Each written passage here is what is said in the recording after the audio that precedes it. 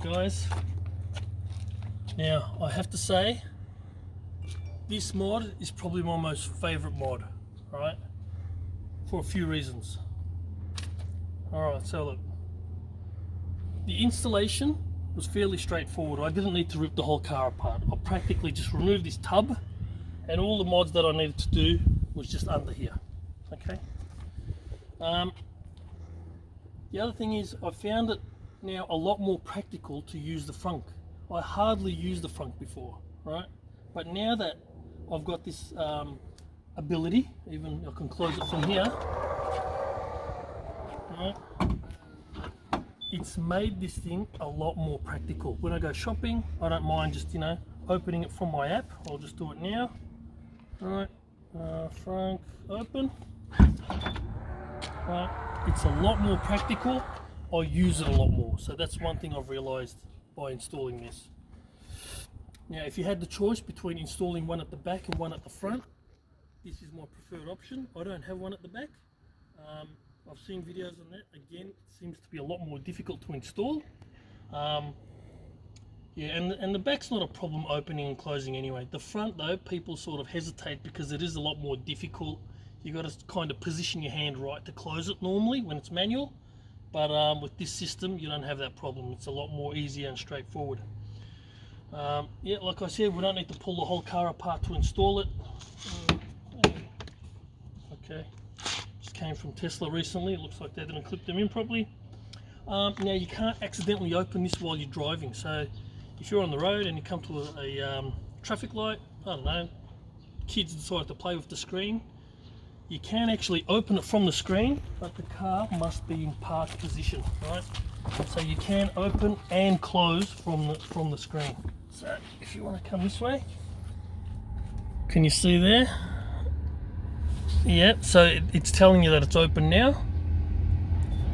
Alright, I've pressed it and it closes, and there it shows visually that it's closed and you can open it again. Alright. Yep.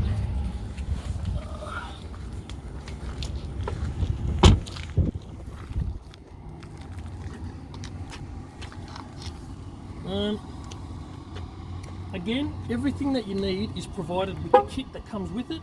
So it comes with a whole heap of stuff. I wish I sort of had taken this off, I could show you, but it comes with a harness, it comes with all the clips, it comes with a removal tool. So everything you need is there, right? You don't need anything else. Now, the negatives, right?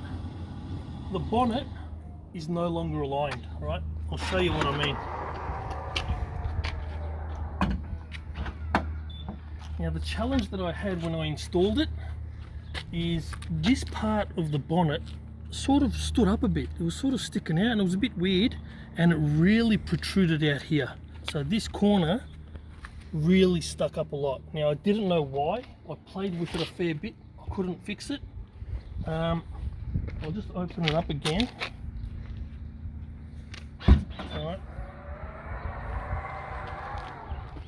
So I'm not sure what it had to do with here, this area. It was sticking up and then this corner was sticking up. At the end I had to play with the actual bonnet alignment, right? So I loosened these screws and on the opposite side there, and I had to play around with the bonnet for it to actually align a bit better. That's one. And then I had to play with these, which I didn't even know were there. Right. So these actually adjust how much they stick up and not, right? So this is where it touches on here, right?